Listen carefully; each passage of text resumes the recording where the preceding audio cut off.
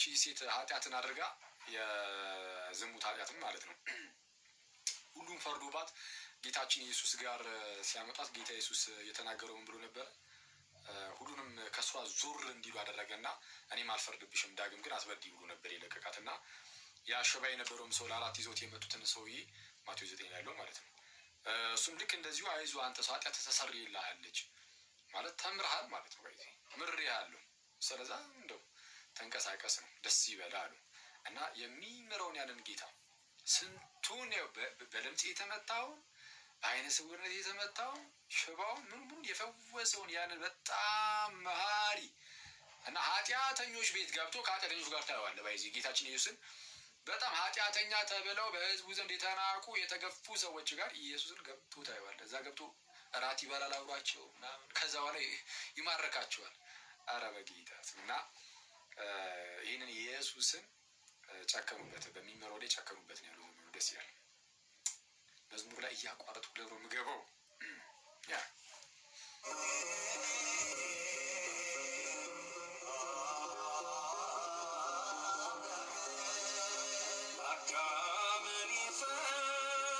አዳምን የፈጠረች መስቀል ቀኖ ተቸነከረ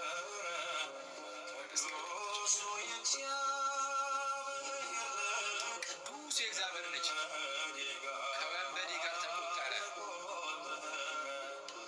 ሕይወትን ያለውና ጨከነው ከሞት አጠዶት ለሞቱ ሞትን ይሽር ዘንድ ጌታን በመስቀል ሰቀሎት ይህን ያህል ትሕትና ይህን ያህል ትዕግስት ይህን ያህል ሰው ማፍቀር ይህን ያህል ምሕረት ዝም አለ አማኑኤል በግፍ ለሚሰሩት በሚፈርደው በግ ለመታረድ ሲሄድ በጉ ጸጥ ነው የሚለው በቃ ዝም ብሎ ይጓዛል ልክ እንደዛ ማለት ነው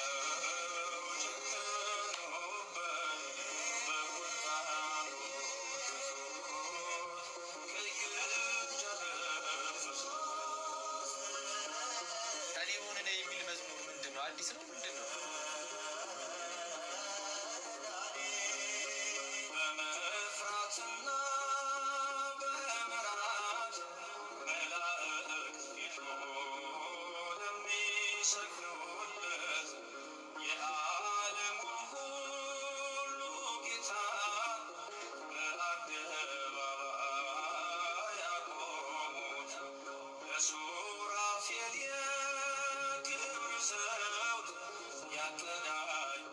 ያቀዳጃቸውን ጌታ ፍቅር ያነበብንበት ፊቱ በክፉ ባሪያ ተመታ ይህን ያህል ትሕትና ይህን ያህል ትዕግስት ይህን ያህል ሰው ማፍቀር ይህን ያህል ምሕረት ዝም አለ አማኑኤል በግፍ ለሚሰሩት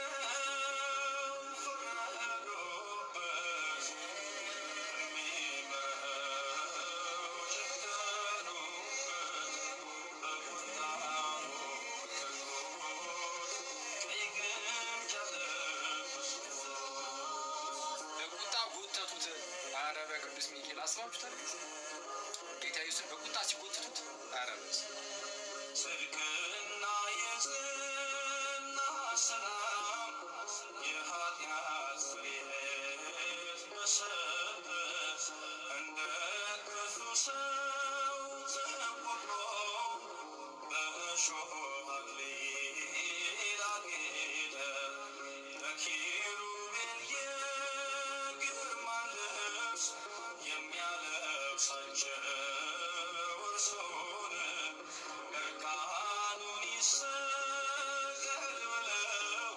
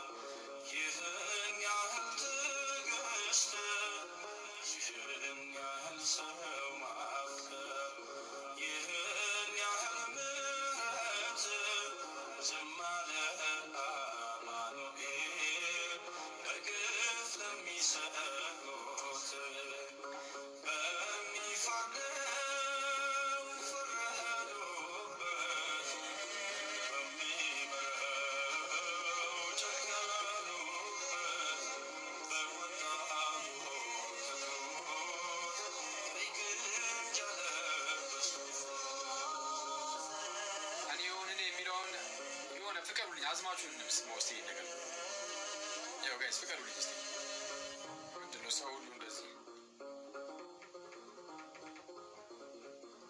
የመች መዝሙር ነው ሶስት አመት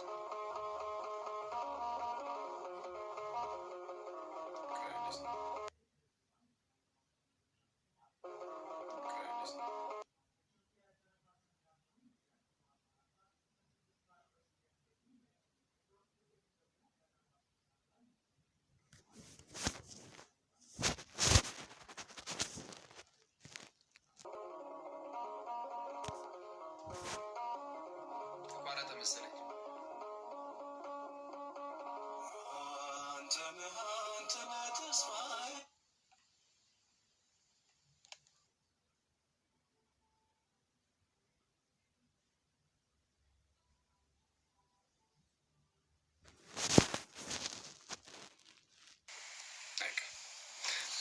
እሺ ተቋረጠ መሰለኝ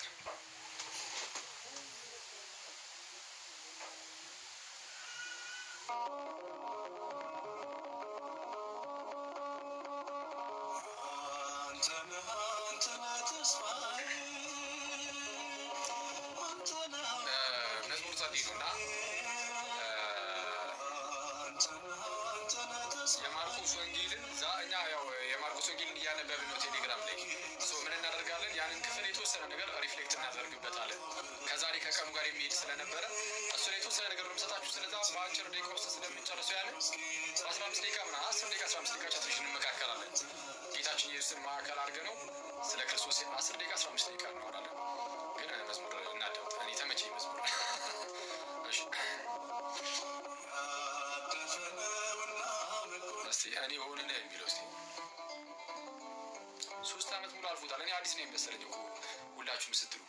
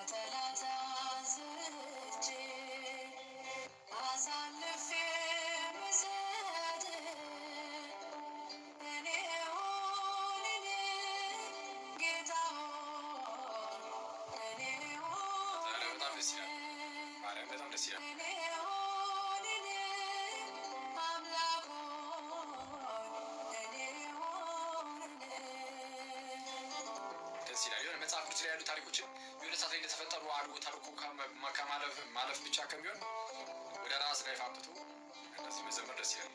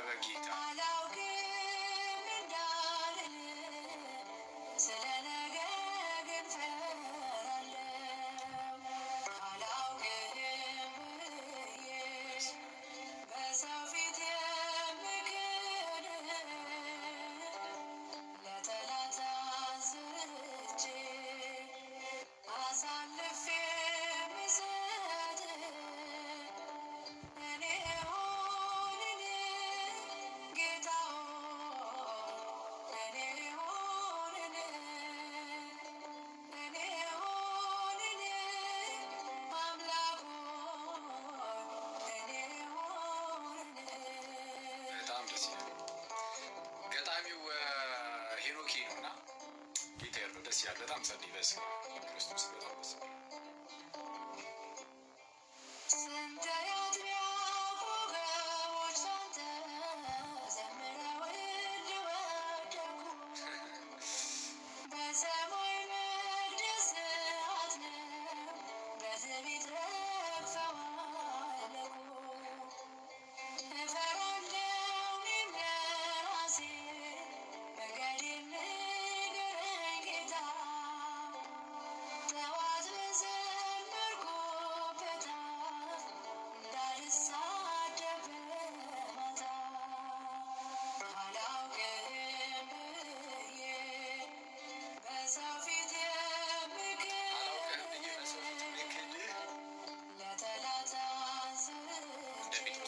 ለጠላት አንስቼ ደግሞ አሳልፌ የሚሰጥ እንደ ይሁዳ ማለት ነው። እኔ ሆነ እንደ ጌታ ሆይ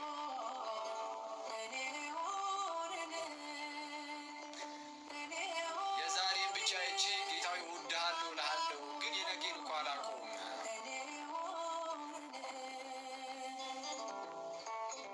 ጴጥሮስ ቆሞ የነበረ ጸንቶ የቆመ ሰው ነበረ። በኋላ ላይ ክዶታል። ይሁዳ ዋንስ ከክርስቶስ ጋር ነበር፣ በኋላ ክዶታል። የነገን አላውቅምና እፈራለሁ።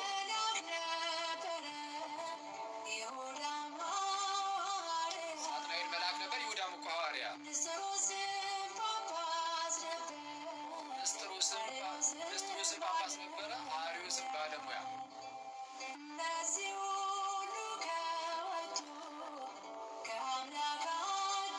እነዚህ ሁሉ ከአምላካቸው ጉያ ከወጡ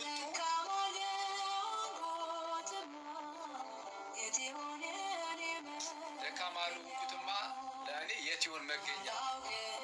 ስለዚህ ጌታ አንተ እርዳኝ፣ በቃ በአንተ ጠብቆት ስር ብቻ ልሁ ተስፋዬ አንተ ብቻ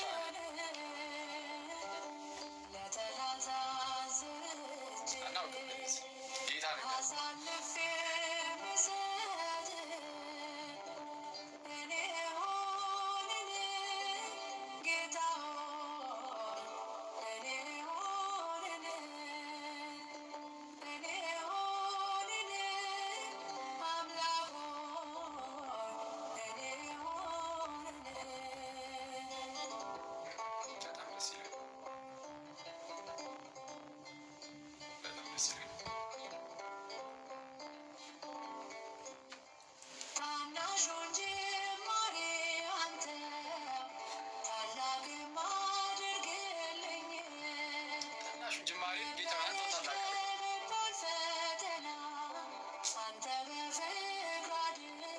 ነበረች እኮ ከመባል ፈተና አንተ ራስህ አትርፈኝ።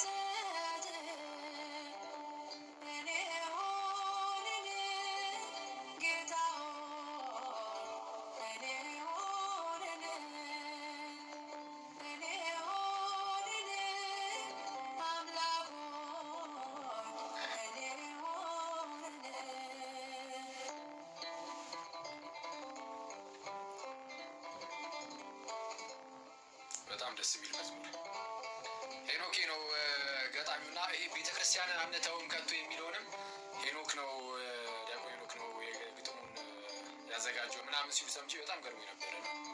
ሄኖክ ይመቸው ጸዴ ግጥም የሚጽፈው እዚህ ባይዜ ቲክቶክ ላይ አለ ተብላችሁ ታውቃላችሁ። ኦፍኮርስ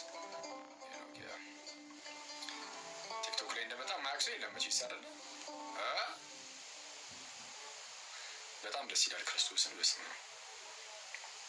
አብ በጣም ቆንጆ። እንኳን ጋበዛችሁ። ክርስቶስን ዛሬ ገና መስማት ማለት አላስታውሰውም ራሱ አሁን ጆሬ ላይ ይህን መዝሙር ከዚህ በፊት ሰምቼው የማውቅ ራሱ አይመስልም ጭራሹ ነው። እናንተ ሰዎች በጣም መዝሙር ሰሚ እያደረጋችሁ። እሺ ሰው ምን እናድርግ? በቃ ወይ እቺ ወንጌሏን ትንሽ ነገር ዝም ሊድባትና ዝም ብሎ አንድ 10 ደቂቃ ምናምን ወይ 5 ደቂቃ ዝም ብለን እናውራና ከዛ በኋላ ምን እናደርጋለን ሰዓት ካለን ማለት ነው። ለምሳሌ አሁን ተኩል አካባቢ ከ32 አካባቢ ነው እስከ 42 ከ42 ወይ ከ45 እስከሚሆን ቢጨርስላችሁ ትንሽ ነገር ብለን ከዛ በኋላ በመዝሙር ደግሞ እስከ 4 ሰዓት እንቆይለን እንለያያለን። እንደዛ እናድርግ ሻልዊ? እሺ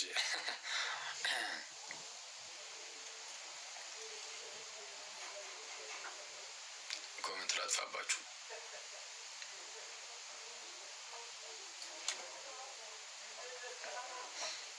ኦኬ አንዴ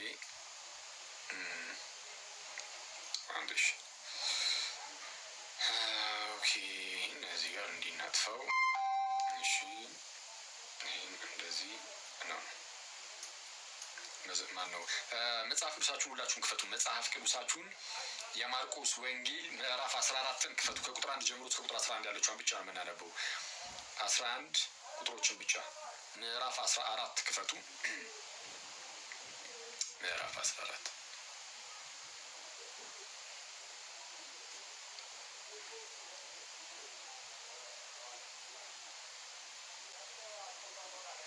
እሺ አንዴ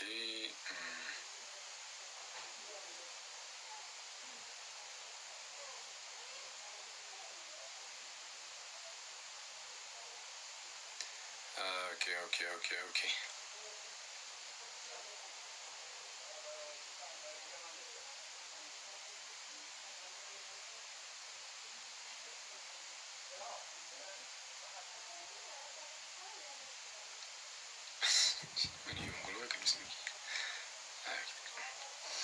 እሺ የማርቆስ ወንጌል ምዕራፍ 14 ቅድም እንዳልኳችሁ ያው ቴሌግራም ላይ ያላችሁ ሰዎች እንግዲህ ታውቃላችሁ ሁላችሁም የማርቆስ ወንጌልን እያነበብን ነበር። የማርቆስ ወንጌልን እያነበብን ምዕራፍ 14 ላይ ደርሰናል ዛሬ። ምዕራፍ 14 ላይ እና አንድ አጋጣሚ ሆኖ መጀመሪያ ልክ ስንጀምረው አሁን ይህንን የህማማትን ጊዜ ምናምን አስበን አይደለም የጀመረው፣ ግን እንደ አጋጣሚ ቅርብ ጊዜ የጀመረው ታስታውሳላችሁ። አሁን ባለፈው ቴሌግራም ቻናላችን ላይ የሌላችሁ ሰዎች ግቡ፣ ይጠቅማል። ቻናሉ አሪፍ ነው ብዬ አስባለሁ። ቴሌግራም ቻናላችን ላይ ግቡ። ሐዋርያዊ መልስ እዚሁ ቲክቶክ ስማችን አለ አይደል? ራሱ ልክ በዚሁ መልኩ ጻፉ። ሐመሩሃን ማለት ስትሉ ሐመሩሃ ብላችሁ ጀምራችሁ ሐዋሪ ሳይሆን ሐዋርያዊ መልሶች ብላችሁ ሰርች አድርጉ። ቴሌግራማችሁ ላይ ቻናል ይመጣል። ስንት ሰው ነው? ወደ 50 ምናምን ሺህ 59 ሺህ ምናምን አካባቢ ምንድነው ሰብስክራይበር ያለው 59 ሺህ ሰብስክራይበር ያለው ቻናል አለ። እዛ ላይ ግቡ እና ዛሬ ነው የምናነበው። ጧት ሁሌ ከእንቅልፋችን ስንነቃ እንግዲህ ቢያንስ ኢትዮጵያ ያለን ሰዎች የእግዚአብሔርን ቃል አንብበን ነው የምንነሳው። ለምን ኢትዮጵያ ያለን ሰዎች አልኩት፣ ያው በምንለቅበት ሰዓት ውጭ ያሉ በተለይ በዚህ በአሜሪካ ምናምን ያሉ ሰዎች እነሱ ጋር አሮና አመሻሻ አካባቢ ነው መሰለኝ የሚለው ወይ ቀን ላይ እና እነሱ ቀን ላይ ያነባሉ ማለት ነው። እኛ ግን ጠዋት ስንነሳ ቀናችንን በእግዚአብሔር ቃል ነው የምንጀምረው። መጽሐፍ ቅዱስ አንብበን ወንጌል አንብበን ስለ ክርስቶስ አይተን ክርስቶስን እያሰብነው እንድንውል ማለት ነው። ቀን ማለት ቀናችንን በክርስቶስ ስንጀምረው ሙሉ ውሏችንም እንደዛ እንዲመስል ማለት ክርስቶስን የማሰብ ውሎ እንዲኖረን እንደዛ በማሰብ የእግዚአብሔርን ቃል አንብበን ነው የምንጀምረው ምንም አይነት ስራችንን እና እያነበብን 14ኛው ምዕራፍ ላይ ደረስን። ወይስ 14ኛው ምዕራፍ እሑድ 12ኛውን ምዕራፍ ነበር ያነበብነው ነው። 11ኛው ምዕራፍ ላይ ነው የሆሳዕና አጋጣሚ ተገጣጠመ ማለት ነው። እና የሆሳዕና ሰዓት እሑድ ላይ የሆሳዕናን ያንን ታሪክ ነው የያዘውን ክፍል ከዛው ከማርቆስ ወንጌል ሲገጣጠም ኦኬ ይሄ ነገር ከህማማቱ ጋርም እንደዚሁ ሊሄድ ይችላል በሚለው ስናየው ዛሬ ምዕራፍ 14 ከቁጥር 1 እስከ ቁጥር 11 ነበር ያነበብነው በኢርሲያናችን ውስጥ የተነበበውን ክፍል ማለት ነው። ማርቆስ ምዕራፍ 14 ነበር የተነበበው እና አስታውሰን የምንውላቸውም በዋናነት ሁለት ሰዎች ይኖራሉ። ያቺ የአልባስጥሮስ ብልቃጥን ሰብራ የናርዶስ ሽቶን በጌታችን ራስ ላይ ያፈሰችውን ሴትና በጎን ደግሞ ጌታችን የካደውን የቀሩን ይሁዳን ሁለቱን እናስባቸዋለን። ቀደም ብለን ግን ከሱ በላይ ግን ሶስተኛ ነገር ማለት ከሱ በላይ ግን የጸሐፍትንና የካህናት አለቆችን ምክር ደግሞ እናያለን። ጌታችንን ለመያዝ ማለት ነው ተማክረው ነበር። እነዚህን ሶስቱን አይተን ነው በቃ የምንጨርሰው፣ አለቀ። ስለዚህ ዝም ብለን እናንብበው። እሺ የማርቆስ ወንጌል ምዕራፍ 14 ቁጥር 1 ባሮኪ አንተ አንብበህልን ቢሆን ምንኛ ደስ ባለን ነበር ትላለህ።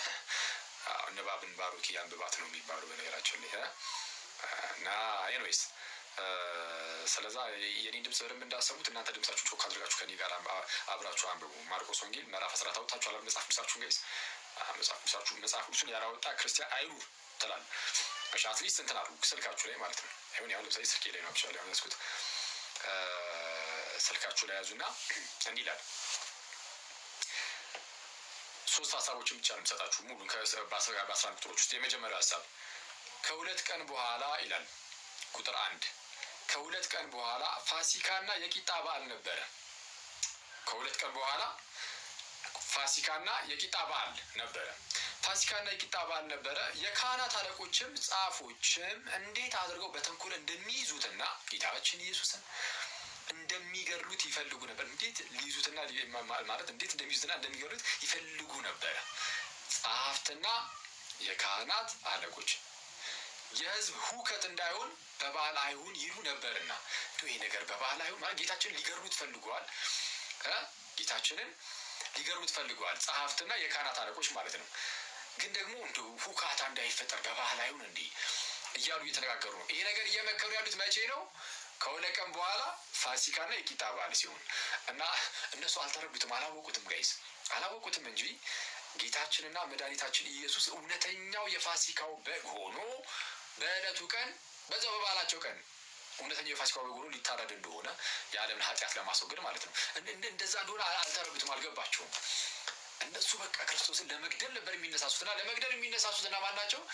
የአይሁድ መሪዎች፣ ጸሐፍት፣ የካህናት አለቆች ምናምን እና እርስ በእርሳቸው አይስማሙም። በዚህ እነሱ ራሳቸው አይሁዳውያን እርስ በእርሳቸው ራሱ ሁለቱን አቅርበ እስቲ አውሩ ብትላቸው አንዱ ከአንዱ ጋር በጥፊ የሚገጫጭ አይነት ትምህርትን ይዘው ግን በጌታችን በክርስቶስ ኢየሱስ ላይ እንዴት አድርገን እናጥፋው፣ እንዴት አድርገን እንግደለው ብለው ሲማከሩ እናያለን። እና አንድነታቸው ሲመጣ እናያለን። ክርስቶስን ማጥቃት ላይ ሲሆን፣ ጌታችን ኢየሱስን መግደል መያዝ ላይ ሲሆን ፈሪሳውያኑና ሰዱቃውያኑ ሁለቱም አይሁዳውያን ናቸው፣ ግን በአይሁዳውያን ስም ቢጠሩ አንድ አይነት አይደሉም። ሰው ሁለቱ ተባብረው ይመጡብሃል።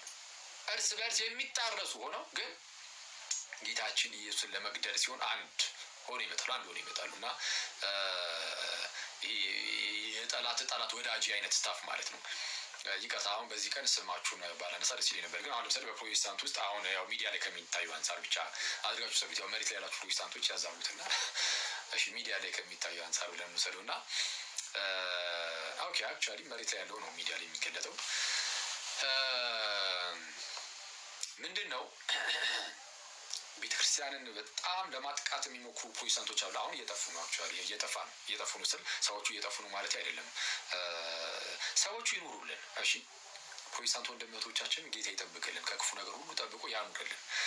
አስተምህሯቸውን ነው እኛ የማንወደው፣ አስተምህሯቸውን አንወደውም፣ ግን ሰዎቹን በጣም እንወዳቸው። ኤኒዌይስ ቤተክርስቲያንን ለማጥቃት ሲሆን የተለያየ እምነት ያላቸው ፕሮቴስታንቶች አንድ ሆኖ ሲመጡ ልታቸው ትችላለን። እርስ በርስ እኮ እንዲሆኑ ሊሆኑ ይችላሉ ማለት በቃ አደገኛ አያያዝ ሊያዙ ይችላሉ። በትምህርት ስታነሳባቸው ልክ አንዱ ለምሳሌ ድህነት ላይ የሆነ ይሄ እንደ ጥምቀት ያድናል ይልና አንዱ ጋር ሲሄድ ምን ጥምቀት አያድንም ብሎ ሁለት ተቃራኒ ነገር ወይም ነው ከዚህ ቀደም በጣም መፋጫ የሆነው ነገር እንደው ኢየሱስ ለዓለም ሁሉ ሞቷል ሲል አንዱ ደግሞ ኧረ የለም ለዓለም ሁሉ ኢየሱስ አልሞተም የሚል ፕሮቴስታንት አለ። በዚህ ታውቃላችሁ አይደል? ለዓለም ሁሉ አልሞተም፣ የሞተው ለተወሰኑ ለመረጣቸው ሰው ማለት ጥቂት የሆነ የመረጣቸው ሰዎች አሉ። ለእነሱ ብቻ ነው ኢየሱስ ክርስቶስ መጥቶ የሞተው የሚሉ ሰዎች አሉ፣ ፕሮቴስታንቶች አሉ። እርስ በርስ እነሷን ይፋጫሉ። ልክ ቤተክርስቲያን የጌታን አካል ወጪ ዘራሱ ክርስቶስን ማለት ነው። በዚህ ቤተክርስቲያን ማጥቃት ክርስቶስን ማጥቃት ነው። ታውቃላችሁ አይደል? ቤተክርስቲያን ማለት ህንፃ አይደለም ነው ማለት በዋናነት ማለት ነው።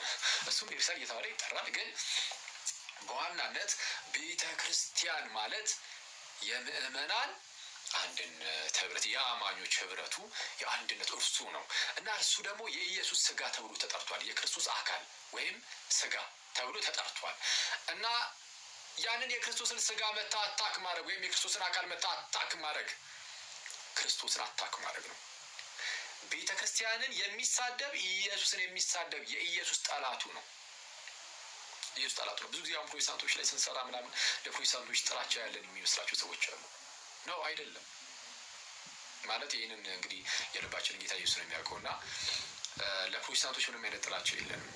አንዳንድ በጣም በጥላቻ ያበዱ ሰዎች አሉ፣ እነሱ ተዋቸው። ኤኒዌይስ ግን ለፕሮቴስታንት ግን በፍጹም ክርስቶስ በሚያውቀው ምንም አይነት ጥላቻ የለም በልባችን ውስጥ። ግን ሳያስቡት የክርስቶስ ጠላት ሆኖ ተነስተዋል። እንዴት ከተባለ የኢየሱስን ቤተክርስቲያን በመሳደባቸው፣ የኢየሱስን ቤተክርስቲያን ለማሳደድ በመሞከራቸው። ኦኬ። ስለዚህ የክርስቶስን ቤተክርስቲያን ማሳደድ ክርስቶስን ማሳደድ ነው። ልክ ጌታችን ኢየሱስ ለጳውሎስ እንዳለው ነው። ጳውሎስ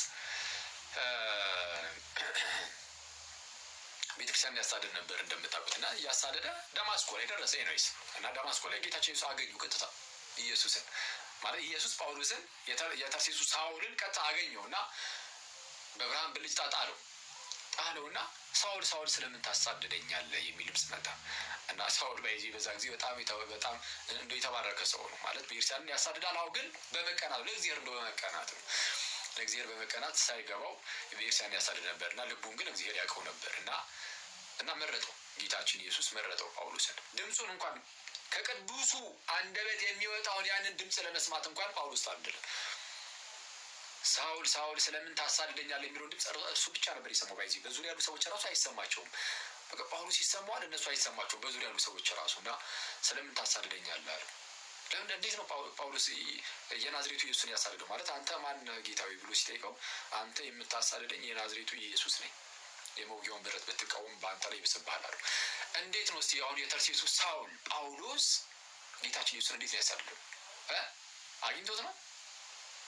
ሞቶ ከተነሳ በኋላ በክብር በአብ ቀኝ ከተቀመጠ በኋላ ቀጥታ ኢምፐርሰን ሄዶ ኢየሱስን አይደለም መንካት መቅረብ የሚችላል? የለም። እንዴት ነው ታዲያ ክርስቶስን ያሳደደው ከተባለ ኢየሱስ በአብ ቀኝ ተቀመጠ ሲባል የእርሱ ሙላቱ የምትሆን ቤተክርስቲያን ምድር ላይ አለች።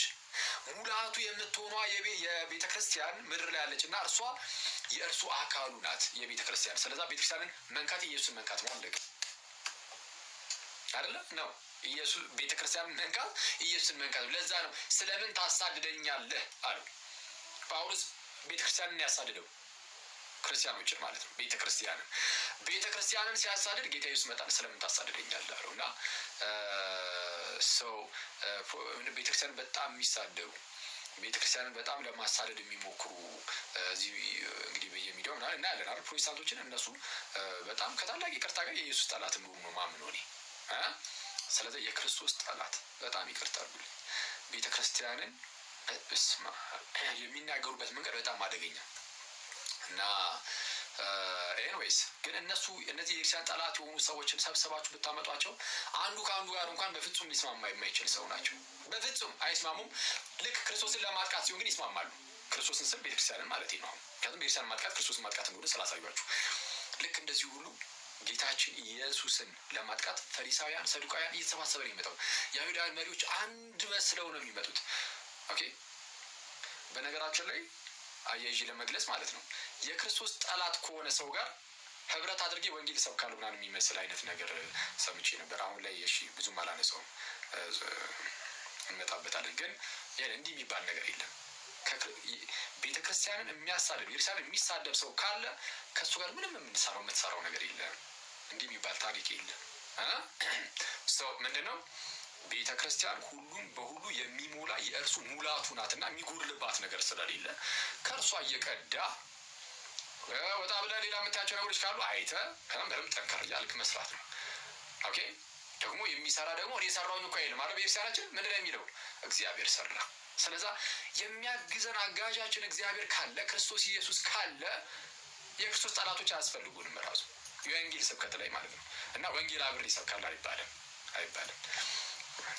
አሁን ላይ ይህንን አለ ኋላ ዴፓ አልሄድበትም፣ ግን እመጣበታለሁ። በዚህ እቺ ጾም ስታልፍ እንመጣበታለን። ኤኒዌይስ አሁን ግን ሙሉ በሙሉ ትኩረታችንን ጌታ ኢየሱስ ላይ እናድርግ፣ ክርስቶስ ላይ ትኩረታችንን እናድርግና የጸሐፍት አለቆችና ፈሪሳውያን የጸሐፍት አለቆችና ጸሐፍትና የካህናት አለቆች ጌታ ኢየሱስን ሊገድሉት ተማከሩ እና እንዳትረሱ ልክ የፋሲካው በዓል ማለት ዘጸአት ላይ ታስታውሳላችሁ አይደለ?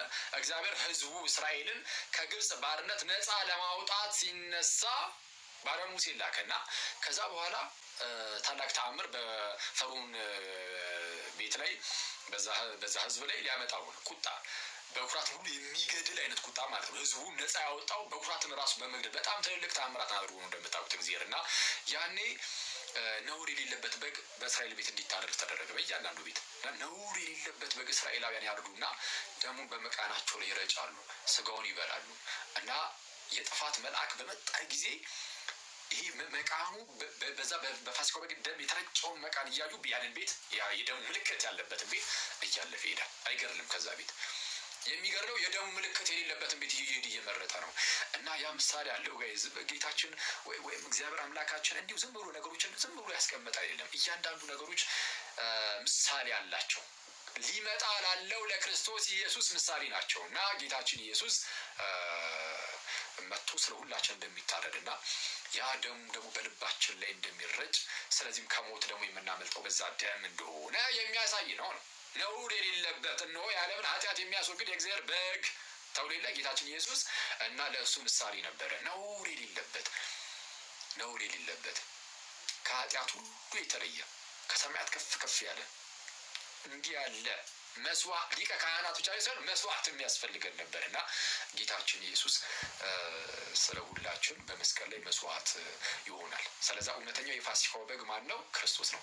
በጣም የሚያስደንቃችሁ ደግሞ መጥቶ ይህንን መስዋዕት የሆነው ፋሲካችን ክርስቶስ የታረደልን መቼ ነው? አይሁዳውያን ያንኑ የፋሲካን በዓል እግዚአብሔር ራሱን ያዘዛቸው በዚህ ለመታሰቢያ እንዲሆን እንትን በሉት አክብሩት ይህንን በዓል ብሎ ያንን በዓል በሚያከብሩበት ቀን ነበረ ጌታችን ኢየሱስ የሚታረደው።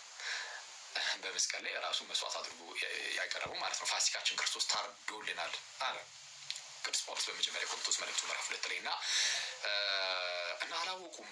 ይሄ ጸሐፍቱ ምናምን እነዚህ ካህናት አለቆች የአይሁድ መሪዎች እነሱ ስለ ጌታችን ኢየሱስ ምንም አልገባቸውም። ስለዛ ከነገ ወዲያ ማለት ነው የፋሲካና የቂጣ በዓላቸው ሆኖ ይለያያል። ሁለቱ በዓላቸው አለ ግን አንድ የቂጣ በዓል ቀጣይ የሚከበር ነው። ያው ግን አንድ ላይ የሆነ ነገር ነው።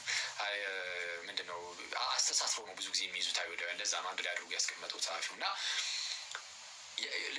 ልክ ከነገ ወዲያ የፋሲካ በዓላቸው ሆኖ ከሁለት ቀን በኋላ እንደዛ ሆኖ ዛሬ ላይ ሊገሩት እየተማከሩ ነው። አላወቁትም። ግን ጌታችን ከዛችው ቀን ላይ እነሱ በቃ ያንን የፋሲካን በዓል ያከብራሉ፣ ያንን ያስታውሳሉ። እውነተኛው የፋሲካው በግስ እኔ እኮ ነኝ ብሎ ጌታችን ኢየሱስ እጆቹን በመስቀል ላይ ይዘረጋና ስለ እኔም ስለ እናንተም ጋይስ ስለሚቀልዱበት ስለ ሙስሊሞች ስለማይቀበሉት ኤቲስቶች የተቀበሉት መስዋዕታቸው ስላልተቀበሉት ስለ የትኞቹም ሰዎችም ስለ እኛም ስለ ሁላችን ስለ ዓለም ሁሉ ጌታ ኢየሱስ በመስቀል ላይ እጆቹን ዘርግቶ ታላቅ የሆነ ፍቅሩን በማሳየት ደሙን ስለ ሁላችን አፈሰሰ። ስለዚህ ለሚያምኑ ሁሉ ይህ የክርስቶስ ደም ልቡ ላይ ይረጫል። ለሚያምን ሁሉ፣ ላላመነ አይደለም። ለሚያምን ለሚጠመቅ ሁሉ የክርስቶስ በዛ ጥምቀት ውስጥ የክርስቶስ ደም በልቡ ላይ ይረጭና ከዛ በኋላ ከሞት ያመልጣል ማለት ነው እና ህዝቡ ነፃ ያወጣው በዛ መልኩ ነበረ። እኛም አሁን ነፃ የምንወጣው በዚህ በክርስቶስ የፋሲካ በግ በሆኑ በጌታችን በክርስቶስ ኢየሱስ ነው እና ህዝቡ ለዛ ተማከሩበት። ክርስቶስ ፊት ለፊት ላይ ያየዋል ማለት ይሄ እንደሚገደል ምናምን ያውቀዋል እኮ ደጋግሞ ነው ይነገራቸው። ኢቭን አሁን የማርቆስ ወንጌል ምዕራፍ 14 ላይ አይደለም ከዚህ በፊት 3 ጊዜ ደጋግሞ ለሐዋርያቱን ይነግራቸዋል። አሁን ለሽማግሌዎች ተላልፎ ይሰጣል፣ ለካህናት አለቆች ተላልፎ ይሰጣል፣ የሰው ልጅ ከዛ ይገርዱታል፣ በሶስተኛው ቀን ይነሳል እያለ 3 ጊዜ ሙሉ ነግሯቸዋል እንደሚገደል። ከዚህ ወቅት በፊት ብቻ ራሱ ማለት ነው አትሊስት ወንጌሉ ላይ በተጻፈው ልክ ብቻ ራሱ ነው ይሉን 3 ሙሉ ነው ሲነግራቸው አይተናል። በማርቆስ ወንጌል ብቻ ማለት ነው እና ለሶስተኛ ጊዜ ሲነግራቸው አይተናል። እነሱም በደንብ አያስተውሉትም። አክቹዋሊ ሐዋርያቱም ግን ያው ይላል ወንጌሉም እነሱም በደንብ እንደማያስተውሉት ይናገራል። ብቻ ግን ክርስቶስ ፊት ለፊት ላይ ይመጣበት ዘንድ ያለውን መከራ ያውቀዋል። በጣም አደገኛ መከራ ያውቀዋል። ያ መከራ ደግሞ በመከራው የተቀበለው ነው በፈቃዱ የተቀበለው ቢሆንም ግን ዝም ብሎ እንደዚሁ ማለት የሆነ እስቲ ይመመንስ የተወሰነ እያለ ዝም ብሎ ህመሙን የተወሰነ እየቀመሰ እንደዛ ራሱ አይደለም። ባይዚ ሪል የሆነ ህመም ልክ እናንተ እንደሚያማችሁ እንደዛ አይነት ልክ እኛ እንደሚያመን ማለት ነው እንደዛ አይነት የህመም ስሜት በክርስቶስ ውስጥ ዘልቆ ገብቶ ሞትን ቀመሰ። ይሄን ሁሉ ነገር አስቀድሞ ጌታችን ከፊት ያየዋል እኮ አምላክ ነው። አይተዋል። እሱ በስጋ የተገለጠ ጌታ፣ በስጋ የተገለጠ አምላክ ነው። እግዚአብሔርን የመምሰል ሚስጥር ያለ ጥርጥር ታላቅ ነው። በስጋ የተገለጠ እንዲህ በስጋ የተገለጠው ጌታ እዛ ጋር የባሪያን መልክ የያዘው በእግዚአብሔር መልክ ይኖር የነበረው እርሱ ፊት ለፊት ላይ መከራውን፣ መገረፉን፣ ሞቱን ያየዋል፣ ያውቀዋል። እና እንደዛ ሆኖ በጣም እናንተን ከመውደዱ የተነሳ እና እኔን ኦፍ ኮርስ በጣም ከመውደዱ የተነሳ ወደ እንደዚህ አይነት አሰቃቂ መከራ በደስታ ይገባል ጌታ ኢየሱስ። እና በስመ አብ እኔ የክርስቶስ ፍቅሩ በስመ አብ እና ሳያውቀው ድንገት የመጣበት መከራ አይደለም። የሆነ ያላሰበው ችግር ውስጥ የገባ ነው ብላችሁ የምታስቡት ጋይስ፣ እንደዛ እኮ አይደለም። ክርስቶስ የሆነ ያላሰበው ችግር ውስጥ ገብቶ ከዛ መውጣት አቅቶት እንደዛ እኮ አይደለም። ፊት ለፊት ላይ እያየው ነው ያንን መከራ ምናምን እያየው በጣም ለእኛ ያለው ፍቅር እጅጉን በዝቶበት ሰተት ብሎ ገባ እንደዚህ አይነት አደገኛ መከራ ውስጥ ማለት ነው። ይሄ የእርሱ አንኮንዲሽናል የሆነ ፍቅር ነው። በቃ ከኛ ምንም ሳይ እንዲሁ ዝም ብሎ በቃ እንዲሁ ዝም ብሎ ወዶን ማለት ነው። ኤኒዌይስ እና እነዚህ የማያውቁ ጸሐፍት እና የካህናት አለቆች መከሩበት። አላወቁም እንጂ ምንም እንኳን ከሁለት ቀን በኋላ ፋሲካ ሲሆን እና የቂጣ በዓል ሲሆን እንደዛ ማድረጋቸው ክርስቶስ ራሱ እውነተኛው የፋሲካው በግ ሆኖ ሊታረድ እንደሆነ ግን አልተገነዘቡትም። እሺ ይላል ቀጣይ ቁጥር 3 ላይ ነን። ካሁን በላይ ዘንብ ይከረል አድርጌ ነገራችሁ ብቻ ጨርሳታለሁ በ2 ደቂቃ ውስጥ። እርሱም በቢታንያ ጌታችን ኢየሱስ ማለት ነው በቢታንያ ሳለ በለምጻሙ በስምዖን ቤት በነበረ ጊዜ በማዕድ ተቀምጦ ሳለ ጌታችን ኢየሱስ በለምጻሙ በስምዖን ቤት ሳለ በነበረ ጊዜ በማዕድ ተቀምጦ ነበረ እና ጌታችን ኢየሱስ በስምዖን ቤት ነው ያለው ምናምን። እሺ ከዛስ አንዲት ሴት ዋጋው እጅግ የከበረ ጥሩ ናርዶስ ሽቶ የመላበት የአልባስጥሮስ ብልቃጥ ይዛ መጣች። በጣም ዋጋው እጅግ ውድ የሆነ የከበረ ማለት ነው። በጣም ውድ ነው። በጣም ውድ የሆነ ሽቶ አንዲት ሴት ይዛ መጣች። ያ ናርዶስ ሽቶ የሞላበት የአልባስጥሮስ ብልቃጥ ይዛ መጣች። ብልቃጡንም ሰብራ በራሱ ላይ አፈሰሰችው በጌታችን በክርስቶስ ኢየሱስ ላይ ማለት ነው። ማለት በቃ አሁን ልጅቷ ያላት የመጨረሻው ውድ ነገር ነው ይዛ የመጣችው ሴቲቱ ማለት ነው። የመጨረሻው ውድ ነገር እና ለሷ ብቻ አይደለም ውድ ነገር አክቹአሊ በዙሪያ በዛ አካባቢ ለተሰበሰቡት ሁሉ ውድ ነገር ነው። ያ ነገር በጣም ውድ ነው። በምን ታውቃላችሁ? ቀጠል አድርጎ አንዳንዶችም ይላል ያው በተለይ ይሁዳ ይህ የሽቱ ጥፋት ለምንድን ነው አሉ። ይህ የሽቱ ጥፋት ለምንድን ነው? ይህ ሽቶ ከ300 ዲናር በሚበልጥ ዋጋ ተሽጦ ለድሆች ሊሰጥ ይችል ነበርና ብለው በራሳቸው ይቆጡ ነበር። እርሷንም ነቀፏት ይላል እና ብዙዎቹ ነቀፏት። እሺ አባከንሽ ለድሆች ይሰጣል ነበር 300 ሙሉ ዲናር የሚያወጣ ሽቶ እንዴት እንደዚህ ታባክኛለሽ? አይነት ነገር ማለት ነው። እና እሷ ያደረገችው ጌታ ኢየሱስን ፊት ለፊት ላይ ያየችው ነው። አስባችሁታል? እና ክርስቶስ በፍጹም እንዲያመልጣት አልፈለገችም። ስለዛ ያላትን ነገር ይዛ መጣ። ውዱን ነገር ለኢየሱስ በራሱ ላይ ያፈሰሰችው ያን ውድ የሆነውን ሽቶ እና ጌታ ኢየሱስ ግን መለስ አደረገና ተዋታል። አይቷል። ልቧን ያውቀዋል ጌታ ኢየሱስ። ልቧ ለክርስቶስ ያላትን በልቧ ላይ ለክርስቶስ ያላትን ቦታ ያውቃልና ተዋት። ስለምን ታደክሟታላችሁ? መልካም ስራ ሰርታልኛለች። ድሆች ሁልጊዜ ከእናንተ ጋር ይኖራሉና በማናቸውም በወደዳችሁት ጊዜ መልካም ልታደርጉላቸው ትችላላችሁ። እኔ ግን ሁልጊዜ ከእናንተ ጋር አልኖርም። አሁን ይለያቸው። የተቻላትን አደረገች። አስቀድማ ለመቃብሬ ስጋዬን ቀባችኋል። እውነት እላችኋለሁ አለ። እንደውም ጌታ ኢየሱስ እንደውም ይገርማችሁ ነው። እውነት እላችኋለሁ ይህ ወንጌል በዓለሙ ሁሉ በሚሰበክበት በማናቸውም ስፍራ እርሷ ያደረገችው ደግሞ ለእርሷ መታሰቢያ እንዲሆን ይህ ይነገራል።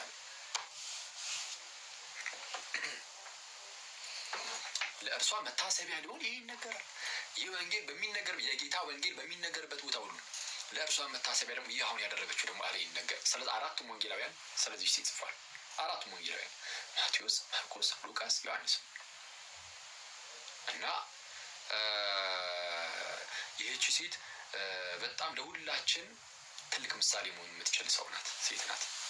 ምንድነው እሷ ጋር ያለው ውዱን ነገር በቃ እሷ አሁን እያደረገች ያለችው ፍቅሯን እየገለጸች ነው። ራይት በቃ ፍቅሯን የመጨረሻ ለክርስቶስ ያላትን ፍቅር በምን ገለጸች? ብድግ አድርጋ መታ ያን ውድ የሆነውን ሽቶ በራሱ ላይ በጌታችን ራስ ላይ አፈሰሰች። ስጋዬን ቀባቸው አለ ጌታ ኢየሱስ። ስለዛ ራሱ ላይ ብቻ የማፍሰስ አይደለም፣ ሙሉ ስጋውን በሽቶ ከእግሩ ጀምሮ እና በሽቶ ቀባቸው። አሁን ልክ እኛም በህይወታችን ልክ እንደዚህ ነው ልናደርግ የሚገባው። ውስጣችን ያለ የምርም ፍቅር ካለ በክርስቶስ ላይ እንግዲያውስ እናፍስሰው። የት አግኝተነው አክሊል ልትሉኝ ትችላላችሁ። ቅድም እንዳልኳችሁ ቤተክርስቲያን የክርስቶስ አካል ናት። ቤተክርስቲያን የክርስቶስ አካል ናት። የክርስቶስ አካል ከሆነች በቃ ቤተክርስቲያን መንካት ክርስቶስን መንካት ነው ብያችሁ የለ። ስለዛ ለክርስቲያኖች የምናሳየው ለወንድም እህቶቻችን የምናሳየው ያ ፍቅር ከፍቅር በመነጨ ሁኔታ ደግሞ ለእነርሱ የምንሆንላቸው ሁኔታ ለክርስቶስ ይሆንለት ነው። አለቀ። ኦኬ።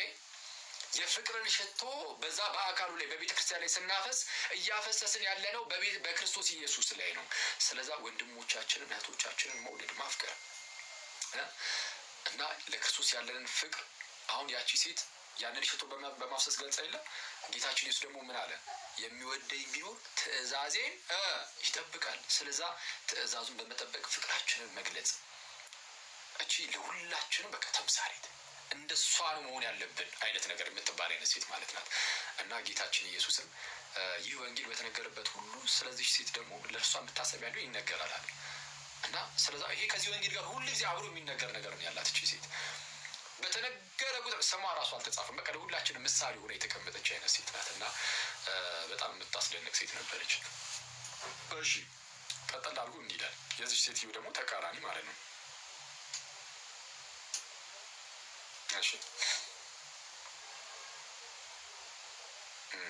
አንድ ሰው ምን ብሎ ኮሜንት አደረገልኝ? አወሰኝ የታግኝቺው እያልኩ ነበር አጋጣሚ። እሺ ስለዛ አሁን ልክ እንደዛ ማለት ነው። እሺ ቀጠል አድርጎ 2 ቁጥር ነው ያለው። ቁጥር 10 ነው። ቁጥር 11 ላምብላችሁ።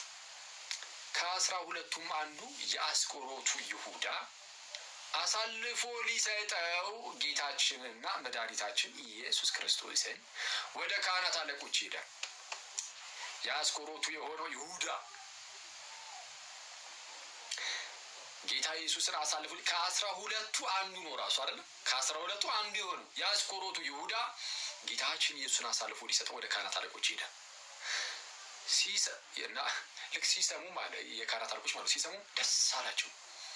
ብር የሚሰጡት ዘንድ ተስፋ ሰጡት።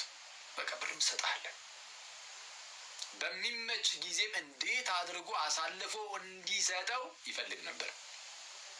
እንዴት አድርጎ የሚመች ሰዓት በቃ መጠበቅ ጀመረ። ቆይ እስቲ በየትኛዋ ሰዓት ልሂድበት፣ በየትኛዋ ሰዓት አሳልፌ ልስጠው ማለት ጀመረ ማለት ነው ይሁዳ። ስለዛ ነገም ጌታ ይፈቅድልን ላይ እንገባለንና የምንማማረው ላይ እንዴት አመቻችቶ እንዳሳልፎ እንደሰጠው ደግሞ ነገር ምን ነው ማለት ነው። እና ይሁዳ ግን ተመልከቱ ጋይስ፣ ሁለቱም አይነት ሰዎች በቤተክርስቲያናችን ውስጥ አሉ። የትናይቱ ከላይ ያለችው ያቺ የናርዶስ ሽቶን ይዛ መጣ በጌታችን ላይ ያፈሰሰችው አይነት ሴትም ልክ እንደዚህ እንደ ይሁዳ አይነት ሰው፣ ሁለቱም አይነት ሰዎች በቤተ ክርስቲያን ውስጥ ይኖራሉ። ያቺ ልቧ በጣም በፍቅር የተሞላ በቃ ልቧ ውስጥ ያለው ፍቅር የሆነ፣ ይሄኛው ደግሞ ይሁዳ የክርስቶስን ፍቅር አንዴ ከቀመሰ በኋላ በክርስቶስ ኃይል አጋንንት ምናምን ካወጣ በኋላ እንደዚህ ስልጣን እንኳን ተሰጡት። ማቴዎስ ወንጌል ምዕራፍ 10 ላይ እንዲህ ያለ ኃይልን እንኳን ተቀብሎ ነበረ። እንዲህና እንዲያ ካደረገ በኋላ ከክርስቶስ ጋር አብሮ ብዙ ከተጓዘ በኋላ የሆነች ሰዓት ላይ ጌታችን ኢየሱስን ካዱ። ጌታችን ኢየሱስን አሳልፎ ለመስጠት በቃ ልቡ ተነሳሳ ማለት በጣም ለክርስቶስ ቀርቦ እሱ ነበረ፣ ይሁዳ ነበር ከዛ ሴት ይልቅ። ምክንያቱም ከ12ቱ አንዱ ነው እና ቅርቡ የነበረውን ኢየሱስን የሆነ ጥቅም አሳጣው። ልብ ውስጥ የነበረው ክፋት አሳጣው። ልብ ውስጥ የሞላው አጋንንት ክርስቶስን ልባችን ውስጥ የሚሞላው ክፉ የሆነ ነገር ክርስቶስን ሊያሳጣን ይችላል። ጌታችን ኢየሱስን እንድናጣው ሊያደርግ ይችላል። አሁንም ድረስ በነገራችን ላይ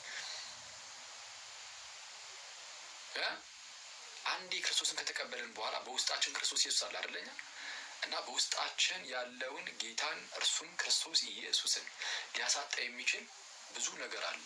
ሰይጣን ልክ እንደ ይሁዳ ግዴታ ገንዘብን ማፍቀር ምናምን ብቻ አይደለም። በቃ ይሁዳ ገንዘብን ወደደ። ከዛ በኋላ የፈጠነ እንዴት አድርጌ በምን ሰዓት ነው ላስይዘው የሚለው የሚመቻችለትን ሰዓት ወዲያውኑ ፈጠን ብሎ መፈለግ ጀመረ። አስያዘው እና ኔሰሰርሊ የገንዘብ ብቻ አይደለም ውስጣችን ያለውን ጌታችን ኢየሱስን ዝሙት ሊያስጠለን ይችላል። ለዝሙት ያለን ፍቅር ክርስቶስ ኢየሱስ ውስጣችን ያለውን ክርስቶስ ኢየሱስን እንድናጣው ሊያደርግ ይችላል እንዴ። ስለዚህ ግዴታ በገንዘብ የመደለል ጉዳይ ብቻ አይደለም። ሰው ኃጢአትን በጣም የሚጠጋት ከሆነ ለዛ ኃጢአት ባሪያ ይሁንና ጌታን ግን አሳልፎ ይሰጣል። ስለዚህ ውስጣችን ያለውን ኢየሱስን አሳልፈን እንዳንሰጥ በጣም መጠንቀቅ አለብን። በጣም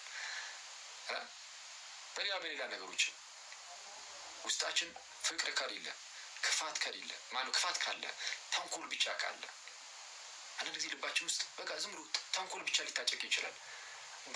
ባልሆነው ነገር ምናምን ነገር እያንዳንዱ የምናደርጋቸው ነገሮች ከተንኮል የሚመነጩ ሊሆን ይችላል። ይሄ በጣም አደገኛ ነው። ውስጣችን ያለው ትህትና ሳይሆን ትዕቢት ከሆነ ውስጣችን በትዕቢት በተሞላ ቁጥር ክርስቶስ ከፍ ያለ ነው። ትዕቢት ደግሞ የሚጥል ነው። ትዕቢት እየጣልን ክርስቶስን አሳልፈን በቃ ዝም ብለን እንድንተው ያደርገናል። ስለዛ ልባችን በትዕቢት ሊሞላ ይገባል። ልባችን ውስጥ ትህትና ሊኖር ይገባል። ልባችን በጥላቻ መሙላት የለበትም፣ ይልቁንም በፍቅር እንጂ። ልባችን በየዋህነት በገርነት ሊሞላ ይገባል እንጂ በተንኮል ሊሞላ ይገባል። ለወንድሞቻችን ካልራራን ምናምን በቃ አስቸጋሪ ነው። በዙሪያችን ላሉ ርህራሄን፣ የዋህነትን፣ ገርነትን ማሳየት በተለያየ በዕለት ተዕለት ህይወታችን ውስጥ ማለት ነው። ከዛ በኋላ በእኛ ውስጥ ያንን የዋህነት፣ ገርነት፣ ትህትና ምናምን አይተው ሰዎች ክርስቶስን እንዲያዩ ማለት ነው። ክርስቶስን በእኛ ውስጥ ማየት ጭራሽ የማይቻል ከሆነ ምናልባት ክርስቶስን እያጣኑ ሊሆን ይችላል። ሳናስበው በህይወታችን ክርስቶስን ልናጣው እንችላለን። በህይወታችን ውስጥ ክርስቶስ የማይታይ ከሆነ ጭራሹ እንግዲያውስ በጣም መጠንቀቅ አለብን። የቆመ የሚመስለው እንዳይወድቅ ይጠንቀቅ ይላል ቅዱስ ጳውሎስ በመጀመሪያ ቆሮንቶስ መልእክቱ ምዕራፍ 10 ላይ። ስለዛ በህይወታችን ውስጥ ክርስቶስ ጭራሽ የማይታይ ከሆነ ክርስቶስን እየተው ነው እየሄድን ነው ማለት ነው። ዝም ብሎ ለምሳሌ በጣም ለገንዘብ ፍቅር ያለው ሰው ወይ በተንኮል የተሞላ ሰው ወይ በትዕቢት የተሞላ ሰው አሊያም በዝሙት ብቻ የታጠረ ሰው አሁን እንደዚህ ኃጢአቶች ወደ ህይወታቸው አይመጡም እያልኩኝ አይደለም። ሊመጣ ይችላል። ኦፍኮርስ እንደዚህ ኃጢአት በህይወታቸው ውስጥ ሊመጣ ይችላል። ግን ቶሎ ምልስ ማለት ግን ያስፈልጋል። እና ግን በዚሁ ግን ዝም ብሎ የሚቀጥል ሰው ካለ፣ ዝም ብሎ በዝሙት ብቻ የሚመላለስ ሰው፣ ዝም ብሎ በክፋት ብቻ የሚመላለስ ሰው፣ በተንኮል ብቻ የሚመላለስ ሰው ካለ አሁን እዚህ ያንን ሰው ልክ ስታዩት የምር ክርስቶስን ታዩታላችሁ፣ እናየዋለን። በዛ ሰው ክርስቶስ እንላለን። እንዲማ ካልን ክርስቶስን አመፀኛ ማድረግ ነው። በዛ ሰው ውስጥ ጭራሽ በፍጹም ክርስቶስን ልናየው አንችልም።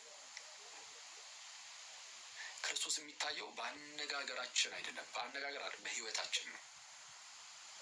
በአነጋገራችን ሳይሆን ክርስቶስ የሚታየው በአነጋገራችን ነው።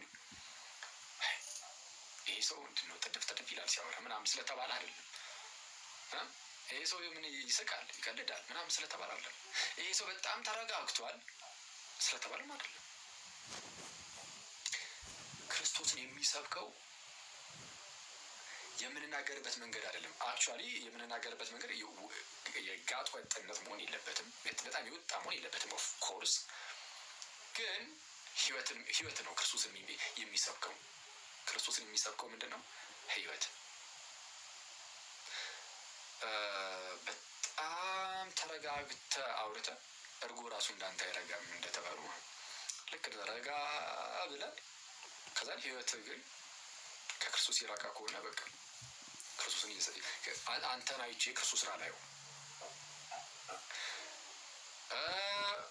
ግን ደግሞ ልክ የሆነ በጣም ሲምፕል የሆነ ሰው ሆኖ ሲምፕል የሆነ ሰው አይታችሁ ምናምን አንዳንድ ጊዜ ማለት ነው እንደዚህ አይነት ሰዎች አሉ። በቃ በጣም ሲምፕል የሆነ ሰው ይሄዳል ምናምን ይጫወታል ይስቃል ምናምን፣ ግን በህይወቱ በልብ ውስጥ ላይ ግን ክርስቶስ ሊነግስ ይችላል።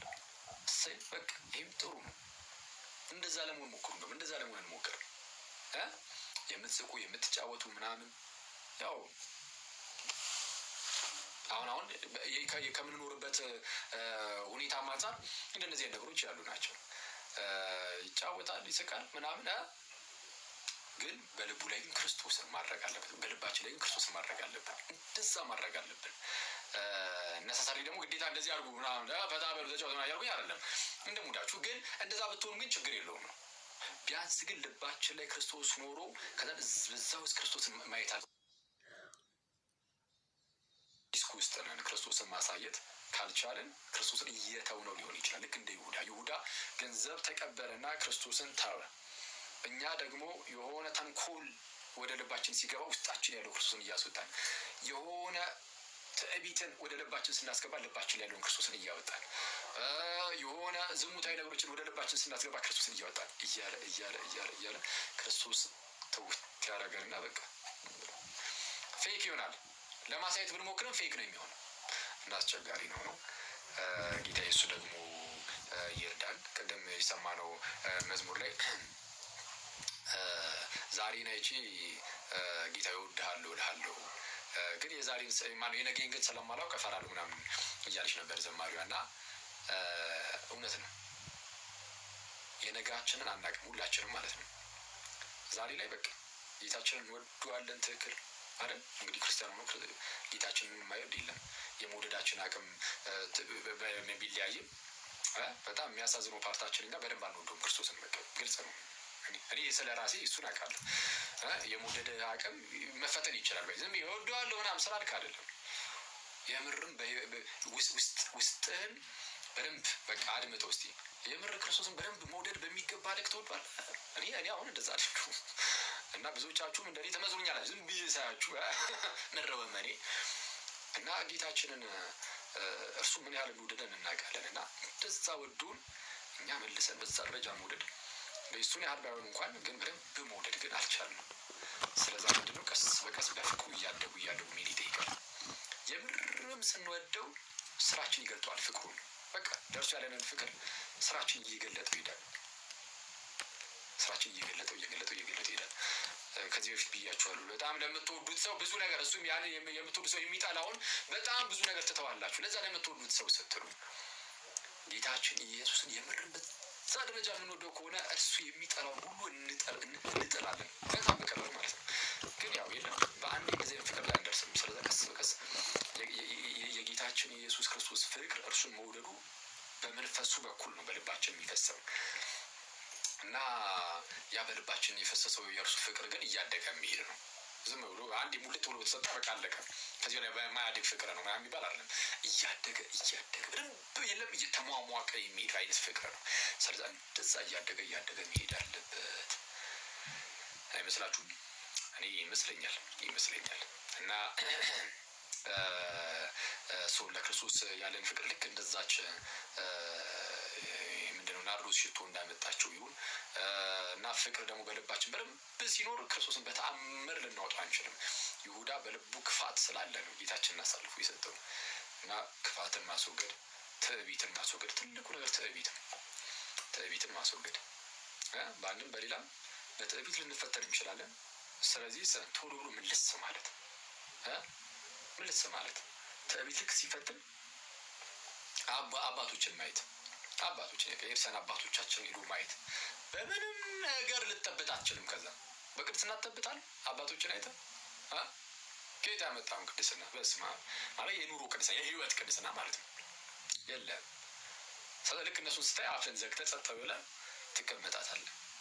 በእውቀት ልጠብጥ ያምርሃል። እስቲ የአባቶችን ሂድና እስቲ ቅዱስ አትናቴዎስ በ19 ዓመቱ ነው ኦን ዘ ኢንካርኔሽንን የጻፈው በእንተ ተሰግቦ ተቃለን። እሱ አትረዳውም እንደውም አንረዳውም ትላለህ እና ስለዛ በደንብ ሀምብል ያደርጉሃል። ኤርሲያን አባቶች የሆነ በምንም ነገር ልጠብጥ አትችልም። በምንም ነገር ስለዛ ሁሉ ጊዜ ቢሆን ትሁት መሆን በጣም በብዙ ነገር እንደምንወድቅም ደግሞ ማስታወስ። እንወድቃለን እኮ ሁሌ እንደወደቅን አይደል? በቃ ግን የሚያነሳን ግን እግዚአብሔር ነው። ስለዛ ሁሌም ቢሆን ትምክህታችንን እግዚአብሔርን እያደረጉ በእግዚአብሔር ብቻ ተስፋ ማድረግ። ስለዛ የነጋችንን አናውቅም፣ ቅድም እንዳልኳችሁ በእግዚአብሔር ላይ ግን ተስፋ አለን። ስለዛ የማይጥለን እግዚአብሔርን ብቻ ተስፋ ካደረግንና በእርሱ ብቻ ላይ ትምክህታችን እርሱ ብቻ ከሆነ የክርስቶስ መስቀል ብቻ ከሆነ ልክ ቅዱስ ጳውሎስ እንደሚናገረው ነው። ከክርስቶስ መስቀል በቀር ከእኔ ሌላ ትምክህት ይራቅ ብሎ እንደተናገረ ትምክህታችን የጌታ መስቀሉ ብቻ ከሆነ ክርስቶስ ኢየሱስ ብቻ ከሆነ እንግዲያውስ አንወድቅም። ክርስቶስ አይጥለንም። ግን በእርሱ ላይ እንመካ። በራሳችን መመካ ስንጀምር ሁሌ የምንወድቀው። በራሳችን አንመካ። የሚመካ በማን ይመካ? ሰው በእግዚአብሔር ይመካ። በእግዚአብሔር ይመካ። እንደዛ ነው። እናንተ ሰዎች ከ42 ሆነ 3 ከ42 እሺ፣ አሉን ከ12 ነው። ዛሬ በጣም አደገኛ ኳስ አለ ሲሉ ነበር እና ላቀሳሰር ነበር በሃይማኖቱ ናቢ። እሺ አቀሳሰርኩ ማለት ነው። እሺ ስቀልድ ነው እንግዲህ። ዋናው ነገር እንግዲህ ይሄ ነው። ይሄንን ይመስላል። ነገ ጌታችን ቢረዳንና ቢፈቅድልን ምን እናደርጋለን? ሐሙስ ነው ደግሞ ሐሙስ ከመሆኑ አንጻር ደግሞ ከዚህ ቀጥሎ አሁን ይሄ ወንጌል ክፍል እስከ ቁጥር 11 አንብበን የለ ከዛ በኋላ ያለው ደግሞ ነገ የሚነበቡ ናቸው። ነገ ደግሞ እነሱን እናነባለን። ከዛን አርብ የስቅለቱን መማማር አለብን ጋይስ። አርብ ያሰብኩት የጌታችን ኢየሱስን እሺ በቃ ጨርሻለሁ።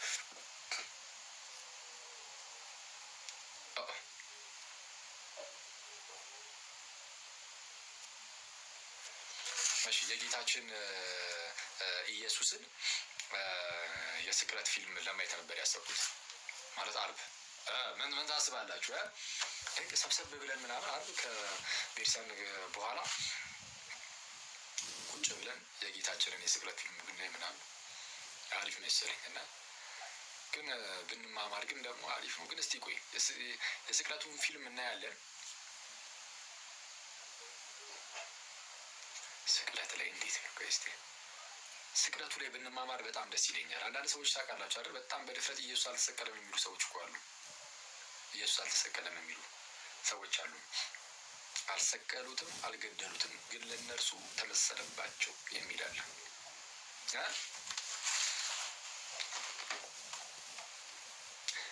ወይስ ነገ እስቲ ቆይ ነገ ስቅለቱን እንማማር እንዴ? አስቤበት እዛው ቴሌግራም ላይ ያሳውቃችኋለሁ። ተውት። ፊልሙንማ እናያለን ግድል። እሺ ፊልሙን እናያለን።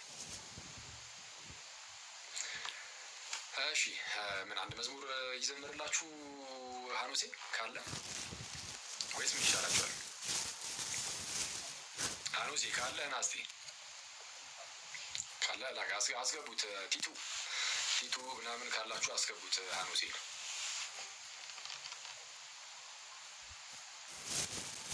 ኦኬ ተው አግኝቼዋለሁ እኔ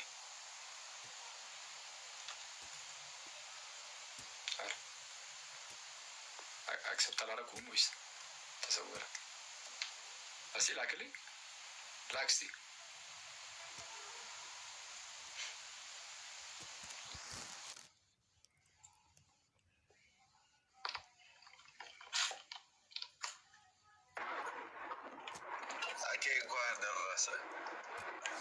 እንኳን አብሮ አደረሰ።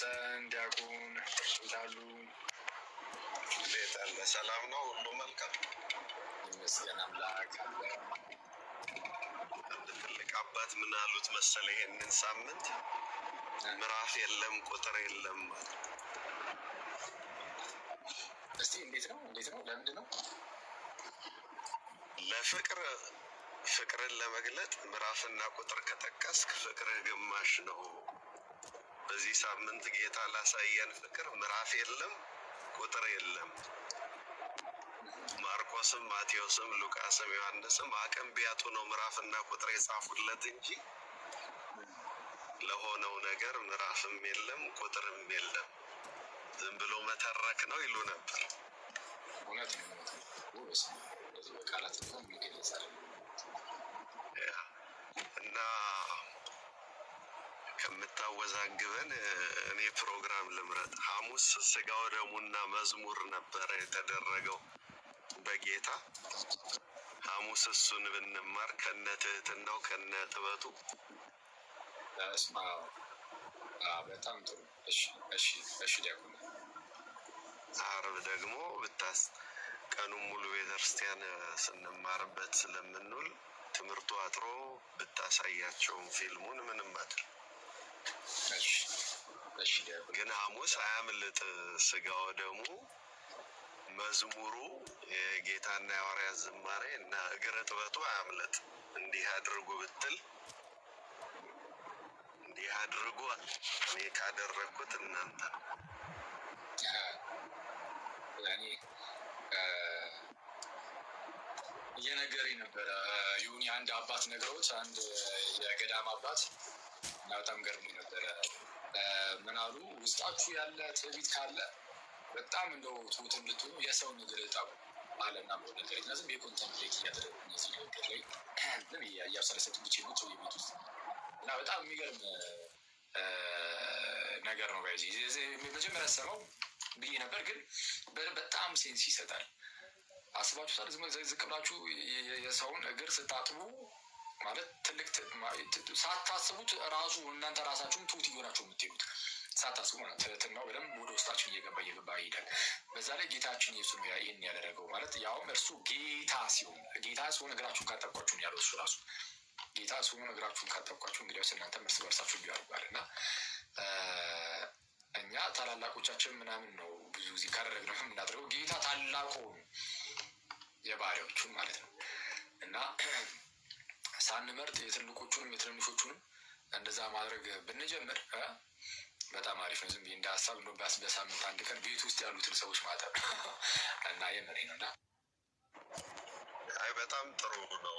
እዚህ ወደ ላሊበላ ነው ግሽ አይ ቲንክ ላሊበላ ስትሄድ የሆነ አንዲት የገጠር ከተማ አለች እና ወደ ላሊበላ ተጓዦቹ ባሱ ማለፍ አይችልም። ያስቆሙሃል፣ ትወርዳለህ።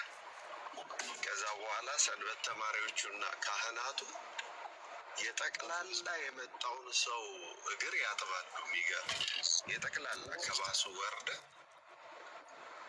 እንዳለ ነው እግራቸውን የሚያጥቧቸው እና በጣም ትሁት ያደርጋል። ወደዚህ ወደ ላሊበላ ስትሄድ በጉዞ ማህበር 4-5 ባስ ያስቆሙና አስወርደው አጥበው ምሳህን አብልተው ለመንገድ ስንቅ እንዲሆን ሸንኮራ ሰጥተው በቃ ከዛ በኋላ ያለውን መንገድ እኛ በአመት አንድ የምናገኘው በረከት ነው ይላልና የሐሙስን ነገር ስታስብ ውሃ እንኳን አቅርቡልኝ አላለም። ራሱ ነው ውሃውን ያቀረበው ማበሻውን ይዞ እና በጣም ደስ የሚል ነገር ነው የሰራውና ሲጨርስ ያስተማረው ትምህርት እኔ እንዲህ ካደረግኩ እናንተ ደግሞ እንዲሁ አድርጉ ሲል ከዛ በላይ ሌላ ስብከት የሚያስፈልግ አይመስለኝም እና እሱን ባታሳልፍ ደስ ይለኛል። እዚህ ላስት 2 አመት በፊት አንድ አባት መጡና የሆነ ወንድም ግራጁዌሽን ላይ ልጁ በጣም የምናከብረው የምንወደው አገልጋይ ነው እና ሁሉም ሰው ተነስቶ እግዚአብሔር ይስጥ እንኳን አደረገልህ ምናምን ብለው መረቁትና እኛ አባት በጣም ኃይለኛ የጥንት አባት ናቸው እና ተነሱና የእሳቸው ተራ ሲደርስ ና አሉትና ተንበርከከሉት። አዳራሽ ሙሉ ሰው ነው ያለው። እንግዲህ በሰው ፊት አንበረከኩትና 3 ጊዜ በኩርኩም 2 ጊዜ በቁንጥጫ ያረጉና ወደፊት እንዳተበት ይሄ ቀብዲ ነው